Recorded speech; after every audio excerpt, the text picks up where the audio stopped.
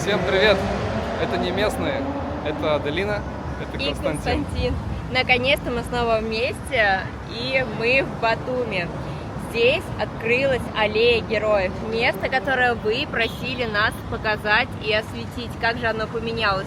К сожалению, мы не были здесь до реконструкции, поэтому не можем сказать, каким это место было до, но зато мы можем вам показать, как оно преобразилось после масштабных работ. И сзади нас вы видите часть этой аллеи, это пальмы, это большие классные светильники. Давайте пройдемся по ней и посмотрим, а что же изменилось и что сделали для туристов и местных жителей.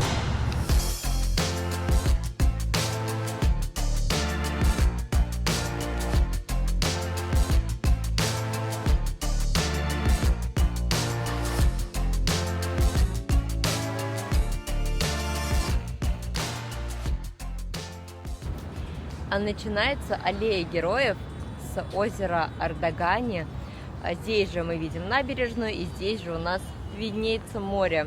Вот от озера Ардагани и прямо идет до улицы Багратиони. Самое, наверное, первое, что бросается в глаза, это доступ к мостам. Вот здесь мы видим с вами мост, потому что здесь очень такая проезжая часть интенсивная. И начало свое берет по мосту аллеи героев. Но здесь также есть лифт, посмотрите. Мы, конечно, не знаем, работает ли он сейчас, но он здесь есть, и люди с ограниченными возможностями, либо мамочки с колясками, также легко могут сюда подняться. И вот давайте поднимемся и посмотрим, что же там нас ждет. Как тебе, Константин, первые впечатления? Нет, вообще первые впечатления уже у меня были. Я вот сейчас переосмыслил. Вот смотрите, вот здесь дорога и круг. Обычно дороги с кругом, они очень сложные в плане проезда автомобилей. И как будто бы напрашивалось вот не такой мост делать пешеходный, а развязку большую автомобильную, чтобы люди спокойно ходили под дорогами. То есть вот тоже, вот здесь сейчас очень мало людей ходит, я уверен, что здесь совсем немного будет людей. А машин очень много проезжает за секунду. Так может быть логичнее было бы сделать большую автомобильную развязку, чтобы не было опасности для пассажиров переходить внизу. Они вон там тоже ходят по зебре. То есть вот не знаю, как. Безусловно, для пешеходов здесь очень хорошо. Они могут здесь гулять, они могут здесь наслаждаться. Подсветка красивая, красивые фотки, шикарный вид на пруд.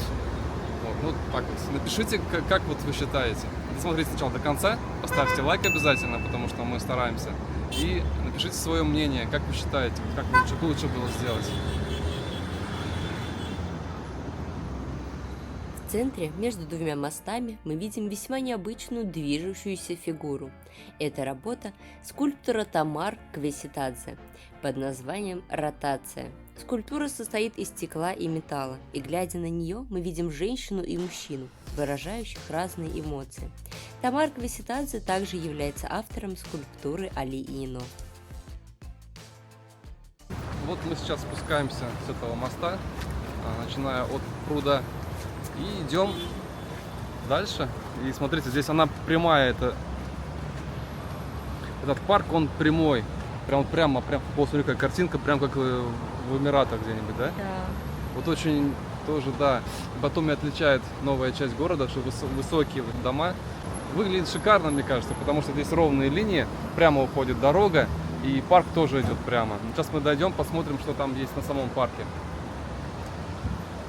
А еще здесь установлена вот такая стела. Стела выполнена из металла, похоже, но вообще изначально хотели делать из стекла. Она, видите, светится там 1000 огоньков, не фонариков, а лампочек, да. И я думаю, что вечером очень шикарно будет смотреться. Ночные съемки в этом выпуске не будут, но я думаю, сделаем какой-нибудь еще, подснимем в следующий раз. А сегодня только днем, как это выглядит днем. Но днем выглядит, конечно, потрясающе.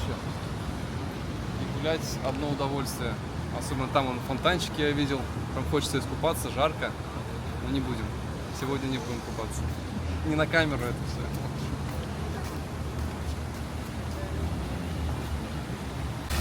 Около фонтанов мы видим Орби, известнейшее здание в Батуми, где отельного типа, строится, а там 2 здания уже достроенных. И прям вот как, на самом деле, как в Эмиратах, задираешь голову наверх и даже не видишь практически, где там конец, вершина. Здесь очень интересно сделали, здесь все тянется ввысь. Здесь на самой аллее, вот на этих мостах, все вертикальное. Такие же вертикальные светильники. Стелла, она такая прям тоже стремится ввысь. И за счет этого, когда ты смотришь, тебе открываются потрясающие перспективы, такие четкие соблюдения линии геометрии дают вот эту вот картинку такого прям углубления. Вот в эти все небоскребы, ощущение, что вот дальше их становится все больше и больше. А дальше выше, но дальше только горы. Мы спустились по этому мосту. Какой-то мужчина. Слепок. Ага, здесь надпись. Надпись на грузинском языке. Сейчас Аделина нам переведет. Если придется отдать свою жизнь, я без колебаний сделаю это за народ. Вот такая патриотическая надпись.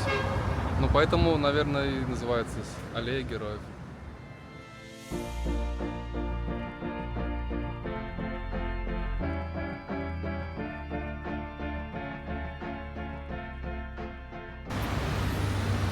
Что именно символизирует эта конструкция, кто-нибудь знает? Напишите в комментариях. А еще здесь под мостами мы видим вот такие вот сооружения, комнаты. Пока непонятно, что это будет. Может быть, это какое-то техническое помещение, а может, это будет кафе или какой-нибудь магазин, ну или просто место с прохладительными напитками. Кто знает, посмотрим и осветим вам позже. Небоскребы. Вот это все отели, апартаменты. Вы даже видите цену $23 500 за апартаменты. На протяжении всей набережной, ну не набережной, а парка, такие вот есть беседки. Ну, как вы видите, стоит стол, и здесь можно посидеть, пообщаться. И что самое приятное, во-первых, здесь закрыто от солнца, очень удобно. Если какой-нибудь дождик будет, то вы не промокнете. Есть такие вот штучки. Это зарядка для телефонов, есть USB, USB-C. Приятно, если еще все работает, я думаю, что уже работает, ну, можно сидеть, подзаряжаться и наслаждаться видом. Их таких очень много, вот сейчас вы увидите. Вот следующий, раз, два, три. То есть места для всех хватит, для всех места хватит, это очень прикольно, удобно. А еще есть такие вот лавочки. На набережной в Батуми очень неудобные лавочки, сиденья, потому что они сделаны из такой фанеры, плоской, абсолютно плоской. Если пройдет дождь, еще 2 дня будет сохнуть, и пыль, и все это образуется, там, собирается. А здесь, смотрите, вот сделано немножко покачественнее, то есть из таких вот деревянных дощечек вперемешку с бетоном. И если дождь пройдет, например, то это все быстро высыхает, очень удобно, не нужно ждать. Я думаю, это классное решение. Но здесь, конечно, все из бетона, как вы видите. Все сооружения, да, вот это бетонные плиты тоже. Смотрится так прям сурово, но вот эти тоже, видите, смотрите. Бетонные сооружения. Вот все из бетона, памятники. Но однако, вроде как... Тебе как-то нравится здесь? Мне, да. Я хочу погулять здесь еще вечером, но днем это тоже приятное место. Смотрите, здесь дорога с этой стороны. И с этой стороны дорога. А вообще, вот эта вот улица Шартава, она очень продолжительная, у нее протяженность большая. И, как правило, если вы по ней идете, без вот этой аллеи, вы идете всегда прям вот рядом с вами ездят машины. По какой бы стороне вы ни шли, здесь везде оживленная дорога. А вот эта вот аллея позволяет вам с ребенком или вы сами идете просто прогуляться спокойно. Да, конечно, здесь еще вот только высажены растения, красивые кустарники, цветы. Они будут больше, они будут даже неким образом закрывать вас от дороги. Поэтому определенно да. Это вот сейчас минус для меня, потому что здесь идешь, все-таки с той стороны дороги машины ездят, и здесь шумно, наверное, еще и пыльно. И в принципе здесь не хочется как вот долго здесь рассиживаться. Но если подрастут деревья, подрастут кустарники, немножко это все будет шумоизоляция чуть-чуть, да? Да. И будет как-то приятнее. Пока здесь уюта не так много. То есть просто идешь и понимаешь, что ты мегаполисе. Но, может быть, такая и была мысль, но вот здесь не для отдыха, а для такого, для деловых, может, встреч. Как-то вот уголок, оазис такого немножко спокойствия от машин между двумя дорогами большими. В самом центре между небоскребами, да. И вот это смотрится особенно эффектно, когда мы видим, да, и голубь. Голубь тоже молодец. А это вот, скорее всего, скорее всего, точно, это фонари. Фонари, которые вечером освещают. Их тоже много, всю они эту через аллею. каждые 50 метров. И я думаю, здесь очень светло вечером, и можно гулять и наслаждаться. И вечером здесь классно будет, когда поменьше машин. Вот видите, люди отдыхают в беседках, везде лавочки, везде урны, что радует. Например, в Стамбуле и в Эмиратах урн вообще нет, а здесь они также везде, и это здорово. Они тоже закрыты. И они закрыты бетонными, да, чтобы, во-первых, вид не портить, потому что, ну, может, это специально так сделано. Во-первых, они большие, и как бы хватит точно. Вот, а дальше очень классное решение сделано на этой аллее, сейчас мы вам покажем. Все-таки парк пересекается с дорогой, ну, это вынужденная мера. И вот в этом плане, конечно, хорошо, если бы наши дороги были сверху, а парк был внизу, и чтобы вообще не было бы пересечения с проезжей частью. А здесь мы видим, да, конечно, зебру сделали, все устроено, можно ходить. И вот, как мы видим, направо тоже можно пройти в городе. Но все-таки есть пересечение, то есть мы не полностью изолируемся от внешнего мира, а все-таки мы живем в мире. На проезжую часть можно выйти. Пойдем.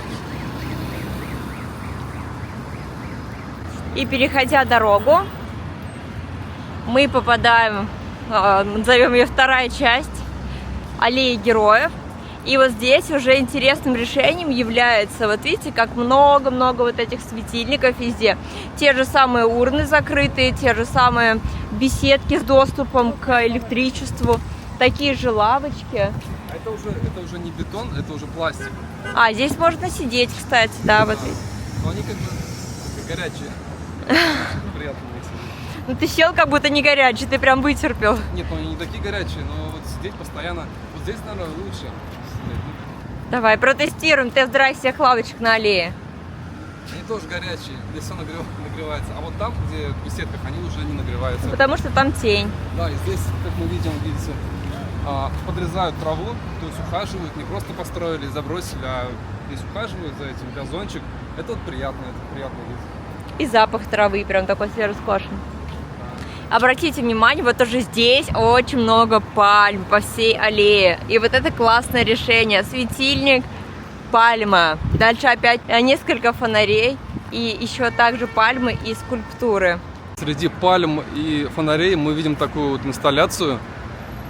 Это такая бутылка, которую смяли, пластиковая, похоже. И что она означает, интересно? Это вообще-то... Да, ее назвали местной смятой бутылкой, и, наверное, любой из вас, кто увидит не смятую бутылку.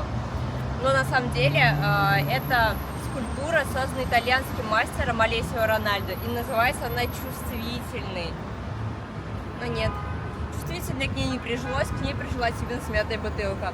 Но это такой символ современного искусства в Батуми и... Наверное, поддержка, отсылка к такому новаторству в этом городе в целом. Поэтому мне нравится. Я Ну тоже да. увидела в ней бутылку. В стиле урбанизации, модерна, какой-то такой вот, может быть, насущных проблем. Я-то лично считал, я вообще лично думал, что это отсылает к тому, что, типа, к мусору. К экологии, да. К экологии. Проблемы экологии. Я тоже думала, что все-таки море, и проблема это стоит остро, что в море очень много мусора. И вот чувствительный. Гуляя по этой аллее, вы понимаете, что вы в самом центре города. И здесь, соответственно, много всего, что можно посмотреть и куда зайти. Например, вот текстиль-хаус какой-то находится, обмен валют. А здесь отель, очень много отелей на этой стороне Батуми. Потом тренажерный зал, ресторан, маркет. То есть здесь полностью полноценный город. Можете зайти в магазин и гулять дальше. Также много еще строящихся зданий. Ну, в Батуми строится 2024 год. Это такой как раз попадает на активную застройку, строительство. И поэтому шумы со строек здесь есть. Они еще будут, я думаю, довольно долго. Примерно на середине аллеи мы видим такой мост.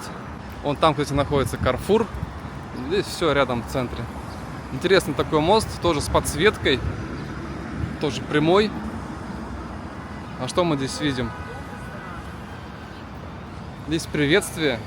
Мы видим, да, такие вот заборчик с приветствием на всех языках.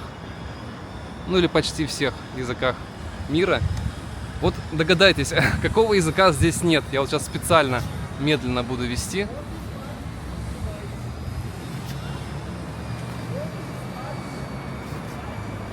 Вот.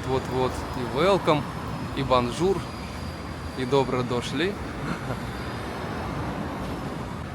А какого языка нет?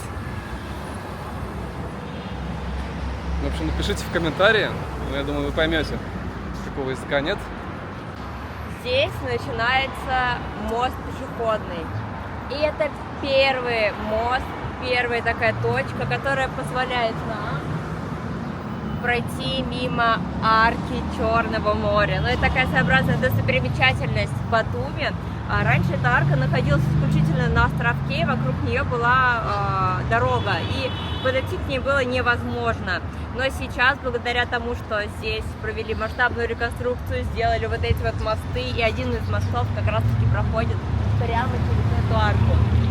Мы можем увидеть, что цвета у нее такие контрастные, это белый, это красный, здесь вокруг все в основном синее, серое. Ну, в общем, это такая достопримечательность, которая здесь, прям в середине аллеи героев.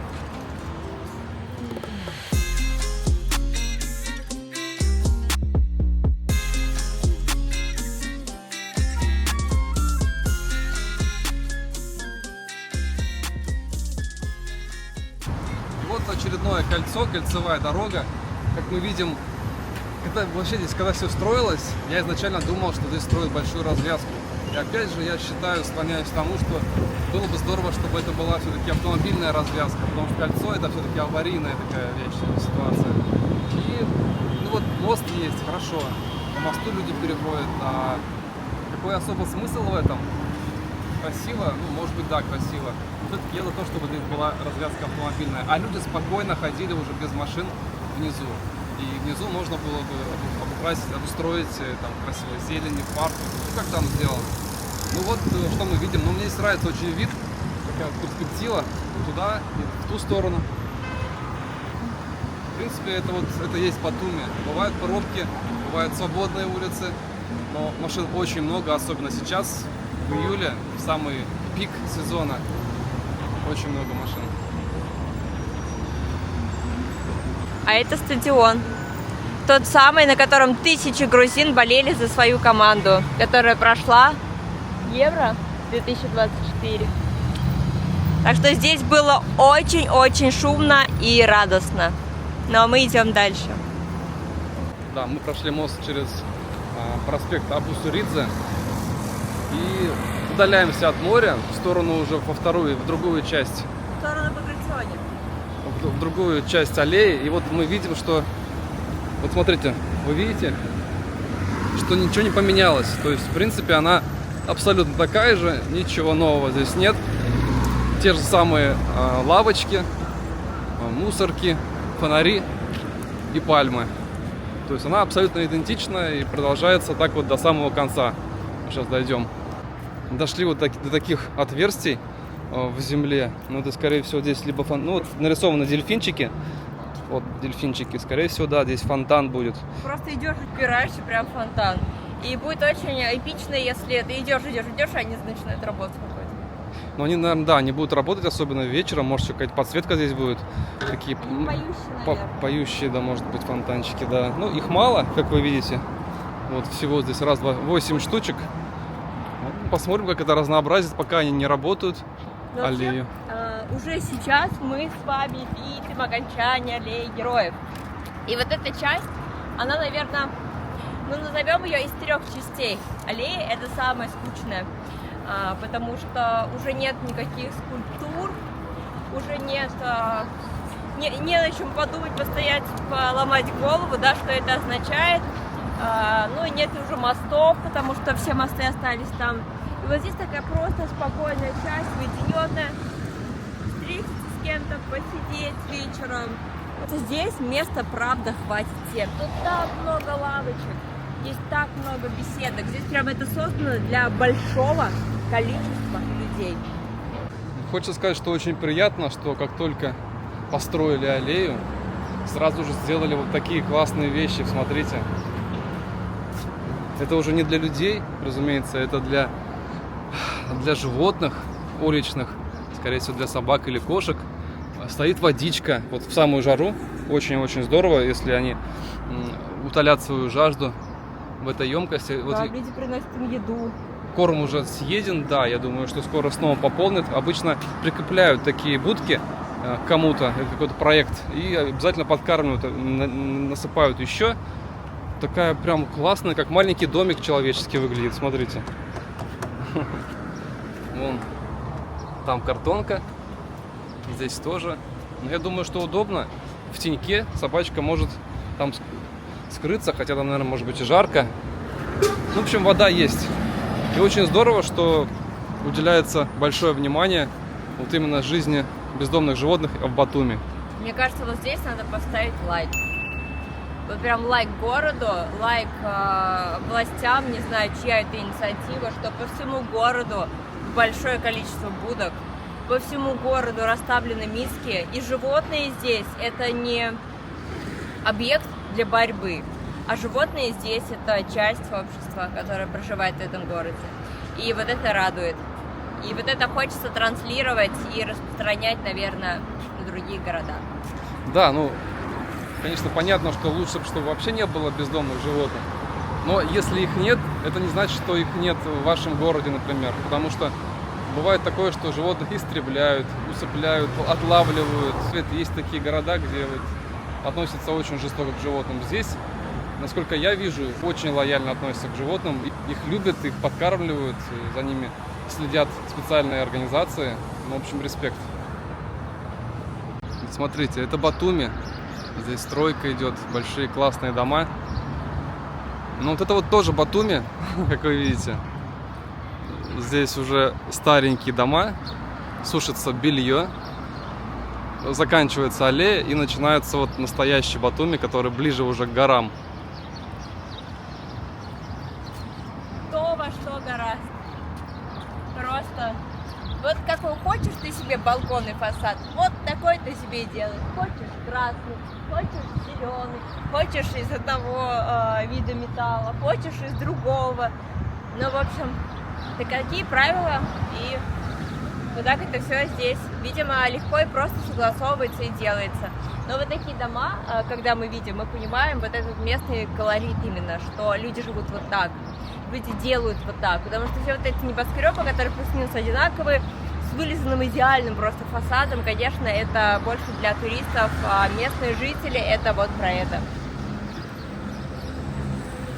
Рекомендация вам, когда вы приезжаете в Батуми, да, вот эти все аллеи, они классные, прогуляться здесь интересно, посмотреть на уходящие ввысь небоскребы, но наша рекомендация, идите вглубь города, идите вот к таким домам. И однажды вы увидите фестиваль белья в Батуми, потому что на некоторых улицах, на некоторых домах просто удивительным образом соседствуют десятки разных веревок от окна к окну. И тянутся просто огромное количество белья, которое сушится, разных цветов. И это зрелище, которое вы запомните и которое вы будете в дальнейшем ассоциировать именно с Батуми. Не вот эти вот новые, такие холеные, да, набережные, бульвары, аллеи, нет. Батуми и жизнь местных жителей, она чуть-чуть подальше. И вот мы всем рекомендуем пройти туда подальше. Ну а мы тем временем дошли уже до самого конца аллеи. Здесь уже опять круговое движение, автомобили ездят, и ничего интересного уже нет. В общем, конец.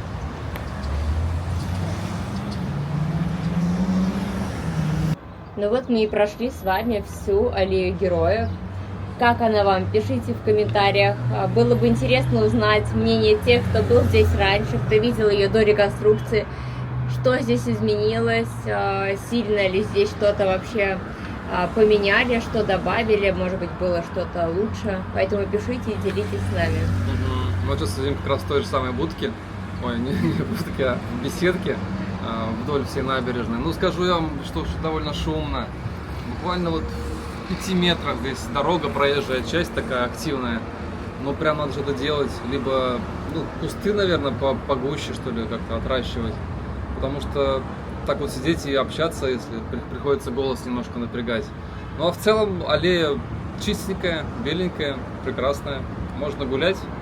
И вечером особенно красиво здесь. Но мы вам не покажем вечернюю аллею, потому что вот так вот. На самом деле, мне кажется, что касаемо шума, наверное, к этому можно привыкнуть, если по ней гулять, по этой аллее, гулять долго. Это как люди, поддержите меня, те, кто живет рядом со стройкой, например, ваш дом, и рядом где-то строится еще один. Когда впервые заходишь, кажется, что этот шум, вот этот перманентный, не стихающий шум, просто не позволит вам жить в этой квартире. Да, Потом ты перестаешь его замечать. Но если вы строитель, то вам здесь покажется очень тихо, спокойно, вы даже можете здесь поспать. Вообще здорово. Вот, поэтому наше мнение таково, что аллея неплохая, много интересных таких здесь сооружений, конструкций. Но, конечно, первая и вторая часть, они более такие интересные, третья просто прогулочная для увеличения ее протяженности. Но в центре города, между вот этими небоскребами, между большим количеством машин, развязки, да, вы видели, насколько большие развязки, да, здесь действительно такое очень плотное движение. И вот это вот оазис просто посередине, мне кажется, это очень здорово. И облику это прибавляет просто плюс 100, мне кажется, привлекательности. Ну, для нас это большой плюс, то, что мы можем спокойно сейчас дойти, не пересекая практически дороги до озера, а от озера уже недалеко до парка, до моря, или до Карфура, до Black Mall тоже можно дойти по этой аллее. Поэтому я думаю, что мы будем пользоваться этой аллеей и гулять здесь довольно часто, но к тому же мы и живем здесь недалеко. Поэтому мне нравится, да. В общем, если понравилось, ставьте лайк. У нас еще очень много будет видео, мы будем освещать все самое свежее, современное в Батуми. А также у нас есть вот недавний выпуск, если хотите приехать вдруг, есть там некоторые лайфхаки, как вообще добраться. Вот здесь будет ссылочка. И не забываем, что я прилетела сюда из Казани. Вот-вот только прилетела, и мы сразу снимаем вам новый выпуск. И я успела даже снять вам совсем чуть-чуть про свой родной город. Поэтому, если вы там не были, если вам интересно, ссылочку оставляем. Здесь. Смотрите. Человек, между прочим, первым рейсом прямым долетел из Да, Казани. представляете, это был первый рейс Батуми-Казань, прямой. Перелет занимает 3:20, но нам так повезло, что мы долетели за 3 часа. Те, кто раньше приезжали в Батуми, сейчас поймут мою радость. Я не представляла себе дорогу до Казани, которая занимает там, меньше, чем сутки, 18 часов. Но, как оказалось, все возможно в этом мире. И теперь прямые рейсы Батуми-Казань, Казань-Батуми. До встречи.